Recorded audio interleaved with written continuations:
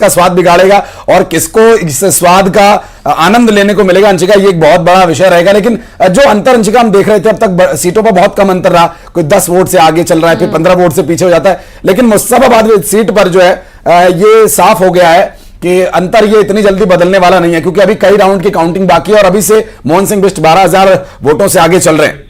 बिल्कुल। और देखिए ये जो मुस्तफाबाद है वो काफी चर्चाओं में रहा था, लेकिन बावजूद इसके एक बड़ी खबर ये आ रही है कि मुस्लिम बाहुल्य क्षेत्र में बीजेपी के कैंडिडेट जो है आगे नजर आ रहे हैं। उससे भी बड़ी बात यह है कि इलेक्शन कमीशन की तरफ से जो रुझान जारी हुए हैं उनमें बीजेपी ने बहुमत के आंकड़ों को पार कर दिया है। इससे आप समझिए कि इस वक्त जो सियासी हलचल है वो राजधानी में कितनी तेज है। भाजपा नेता भिदुड़ी का भी बयान आया, उन्होंने कहा कि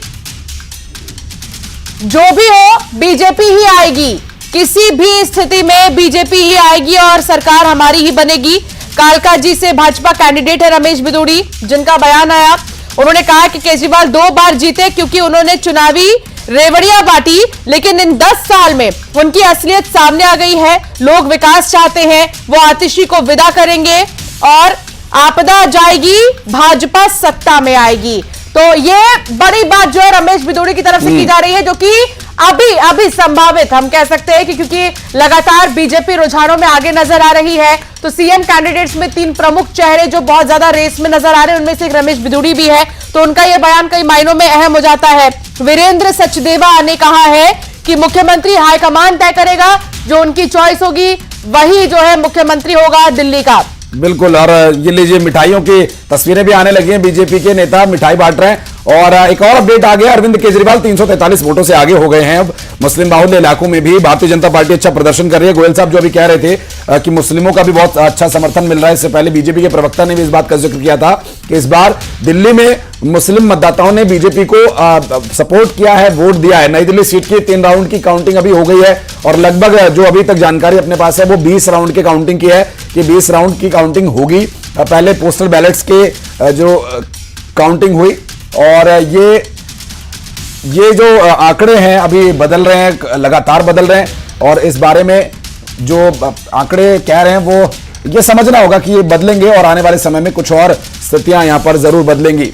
तो अभी अगर हम देखें तो लगभग रुझानों में जो आंकड़े आ रहे हैं उससे आधे से ज्यादा जगहों पर बीजेपी का झंडा लहराता हुआ नजर आ रहा है। लेकिन अभी कई राउंड्स की काउंटिंग अभी बाकी है, तो इंतजार करना होगा। अजय धवले बीजेपी से हमारे साथ जुड़े, सिद्धार्थ राजावत कांग्रेस प्रवक्ता हमारे साथ जुड़े हुए, विनय पटेल आम आदमी पार्टी के प्रवक्ता हमारे साथ जुड़े हैं और निरंजन पोद्दार हमारे साथ राजनीतिक विश्लेषक के तौर पर जुड़े हुए। निरंजन जी, कैसे देख रहे हैं चुनाव आयोग की तरफ से भी जो रुझान जारी हुए हैं उसमें बीजेपी बहुमत के आंकड़े को पार करती नजर आ रही है?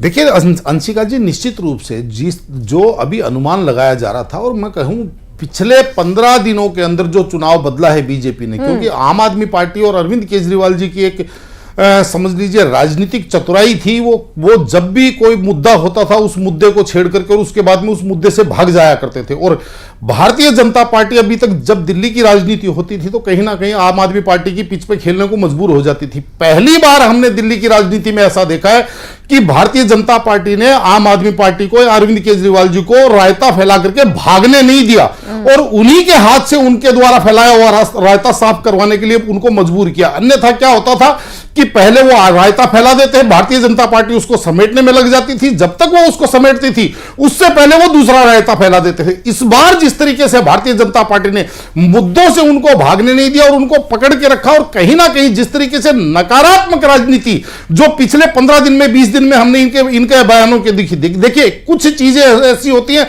जिनको लेकर के जनता कहीं ना कहीं पसोपेश में, यानी कि जनता को वो मुद्दे चिपकते हैं। लेकिन कुछ बयान ऐसे होते हैं जो कहीं किसी दूर दूर तक, यानी कि अपने व्यक्तिगत जो निजी आदमी होता है उसको भी वो मुद्दे चिपकते नहीं। उदाहरण के तौर पे मैं बता रहा हूं, जैसे आम आदमी पार्टी ने आरोप लगाया कि भारतीय जनता पार्टी और कांग्रेस मिलकर के चुनाव लड़ रही है, भारतीय जनता पार्टी ने कांग्रेस को फंडिंग की है इन चुनाव में। ये कौन आदमी इस चीज के ऊपर यकीन कर पाएगा? क्योंकि 6 महीने पहले लोकसभा चुनाव में जब आप गलबैया कर रहे थे, आप एक दूसरे के हमवतन हो रखे थे, और आज आप ये कह रहे हैं कि भारतीय जनता पार्टी के साथ कांग्रेस मिल गई, कैसे जमेगी? उसके बाद में आपने जिस दिन वो बयान दिया, बाद में ठीक है आपने उसको अमोनिया के अंदर परिवर्तित कर दिया, उसको बच के निकलने का प्रयास किया, लेकिन आपने जो बयान दिया था, आपने तो यहां तक कहा था कि जो जिस तरीके से हरियाणा सरकार ने यमुना में जहर मिलाकर के दिल्ली में भेज दिया, हजारों लाखों लोगों को मारने का षड्यंत्र